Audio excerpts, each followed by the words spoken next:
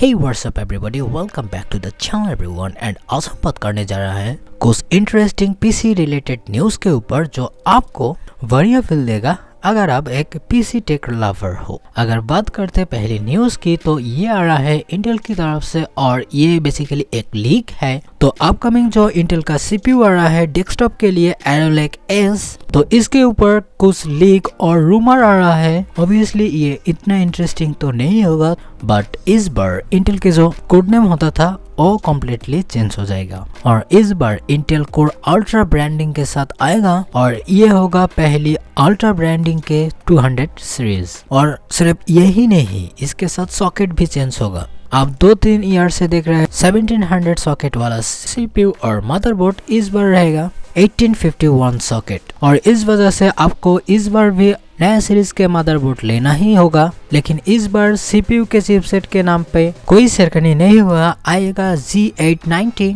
और सीरीज के चिपसेट भी आएगा like budget A series and B series. लेकिन अच्छी बात ये है ये सीरीज के मदरबोर्ड भी आपको 3 से 4 जनरेशन का कॉम्पेटिबिलिटी दे सकते हैं और ये ऑफर करेगा मच मोर फीचर। लेकिन आप एक बात नोटिस किया, हम मेन फीचर ही बताना भूल गया। पहली बात तो ये सीपीयू 3 कैटेगरी में आएगा लाइक अल्ट्रा 7, अल्ट्रा 5, अल्ट्रा 9। और अगर बात करूँ अल्ट्रा 9 की तो ये 8 पी कोर के साथ आएगा, 16 ई कोर, टोटल कोर होगा 24 और थ्रेड होगा 32।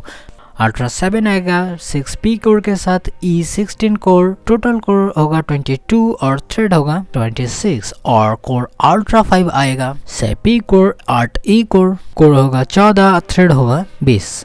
आई थिंक ये AMD Ryzen 9000 सीरीज के लिए तैयारी कर रहा है। और TDP की बात करूँ तो ये 125 होगा और पावर कंजम्पशन अलग ही दिशा में जाएगा। बाय द वे इसका रैम कंपेटिबिलिटी ओनली DDR5 होगा और ये तैयार हो रहा है AMD Ryzen 9000 सीरीज के लिए। स्पीकिंग अबाउट AMD, क्यों ना इसके भी बारे में बात किया जाए। और बहुत ही जल्द आ सकते हैं AMD Ryzen के 9000 सीरीज जिसमें ऑब्वियसली होगा Gen 5 आर्किटेक्चर। अगर आप सोच रहे हो 8000 सीरीज कहाँ है तो इस बार 8000 को स्किप कर दिया जाएगा। लेकिन जो 8000 सीरीज के APU होगा लाइक लैपटॉप के लिए एंड डेस्कटॉप के जो APU होगा Ryzen 5 8600G, Ryzen 5 8500G and Ryzen 7 8700G वो तो रहेगा ही, लेकिन brand new latest and fresh like 17950X इस तरह का जो CPU होता है वही आएगा। माफ करना मेरा हिंदी इतना अच्छा नहीं है,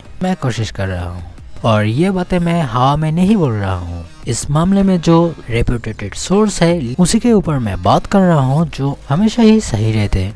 yes, I am talking about red gaming tech. He basically said that इस साल में ही ये सब CPU आने का चांस ज्यादा है। उसके बाद अगर बात करें सैमसंग की तो Samsung recently launch their flagship series smartphone, obviously S24, S24 Plus and S24 Ultra। तो ये होल फैमिली में 2 तरह की CPU यूज किया है, Snapdragon 8 Gen 3 for America Europe priority and the other hand regional Asia specific continent, here they use Exynos 2400। तो ये basically 2400 बढ़िया परफॉर्मेंस कर रहा है। Genshin Impact में लोअर टेक्सचर में 60 FPS दे रहा है जो एक अच्छी बात है। But if we observe the claim and they basically said iPhone 15 Pro का जो चिप्स है A17 Pro उसको भी बीट कर दिया in terms of synthetic benchmark। और इसके GPU के लिए इस्तेमाल किया Arduino 3 आर्किटेक्चर का एक स्पेसिफिक पोर्शन जिसमें ये अच्छी तरह से परफॉर्मेंस कर रहा है। लेकिन अगर बात करें रियल वर्ल्ड परफॉर्मेंस की तो ये एप्पल को बीट नहीं कर सकते in terms of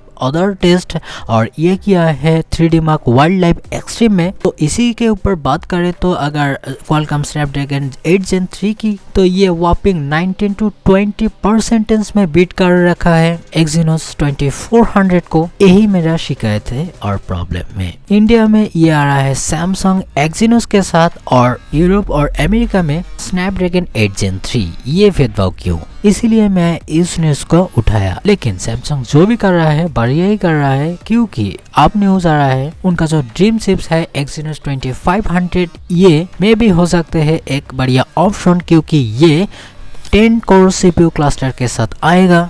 इसमें बिग कोर होगा Cortex X5 जिसका क्लॉक स्पीड वॉपिंग 3.3 गीगाहर्ट्ज होगा। अगर इसका क्लस्टर यूजुअली 4 ही होगा क्योंकि सिंगल 1 कोर होगा Cortex X5 में जो सबसे ताकतवर होगा। उसके बाद आएगा Cortex A730, इसका 3 कोर आएगा एक सर्टेन क्लॉक में। उसके बाद Cortex A730 2 कोर में अलग फ्रीक्वेंसी में आएगा और उसके बाद जो 4 कोर आएगा A520 ये होगा एफिशिएंट कोर 4 कोर के साथ आएगा जिसका क्लॉक अभी भी मेंशन नहीं किया है। अगर ये CPU स्नैपड्रैगन के साथ कॉम्पीट कर पाए तो एक बात होगा। Let's see what in the next. Now let's jump into the another story. तो बेसिकली ये न्यूज़ ग्राफिक कार्ड के लिए होगा क्योंकि वर्ल्ड वाइड में और एक बार प्राइस का ड्रॉप हम देख सकते हैं इस ईयर में। अगर बात करूँ AMD Radeon RX 7000 सीरीज की तो इसका जो होल लाइनअप है उसके प्राइस धीरे धीरे ड्रॉप हो रहा है क्योंकि AMD Radeon RX 7900 GRE addition का प्राइस फिलहाल 540 यूरो के अराउंड घूम रहा है। यही नहीं, इसका होल लाइन अप का जो CPU है उसके प्राइस भी ड्रॉप हुआ है और इस ड्रॉप के लिए डेफिनेटली क्रेडिट देना चाहता हूँ Nvidia को क्योंकि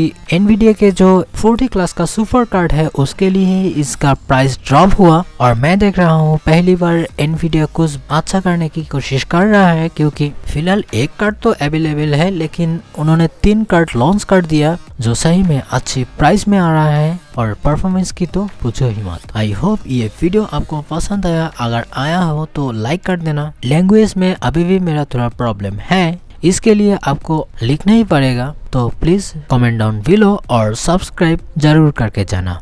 और वीडियो देखने के लिए आपको धन्यवाद।